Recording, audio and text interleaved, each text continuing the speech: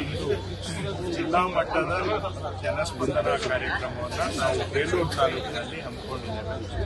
ಪ್ರತಿಯೊಂದು ತಾಲೂಕಿನಲ್ಲೂ ಕೂಡ ಸರದಿ ಆಧಾರದ ಮೇಲೆ ಜಿಲ್ಲಾ ಮಟ್ಟದ ಜನಸ್ಪಂದನೆಯನ್ನು ಮಾಡಿ ಅಲ್ಲಿ ಆದಷ್ಟು ಜನಗಳ ಸಮಸ್ಯೆಗಳಿಗೆ ಅರ್ಥ ಮಾಡಿಕೊಳ್ಬೇಕು. ಮೊದಲು ಕೆಲವು ಎಲ್ಲ ಸಮಸ್ಯೆಗೆ ನಾವು ಸ್ಪಾಟಲ್ಲಿ ಪರಿಹಾರ ಕೊಡೋಕೆ ಆಗೋದಿಲ್ಲ, ಆದರೆ ಕನಿಷ್ಠ ಅರ್ಥ ಮಾಡಿಕೊಂಡ್ರೆ ಜನಗಳದ್ದು ಏನು ಪ್ರಾಬ್ಲಮ್ಸ್ ಇದೆ ಅದನ್ನ ಆನಂತರ ಕೂತ್ಕೊಂಡಾದ್ರೂ ನಾವು ಪರಿಹಾರ ಮಾಡ್ಬೋದು, ಮತ್ತೆ ಅಧಿಕಾರಿಗಳಿಗೆ ಸೂಚನೆ ಕೊಡ್ಬೋದು.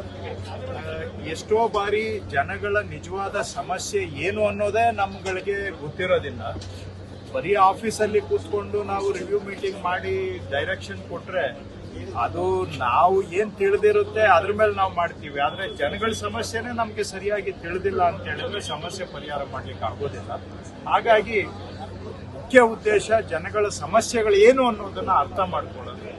ಎರಡನೇದು, ಅದರಲ್ಲಿ ಸಾಧ್ಯ ಆದಷ್ಟು ಪರಿಹಾರ ಕೊಡುವಂತಹದ್ದು.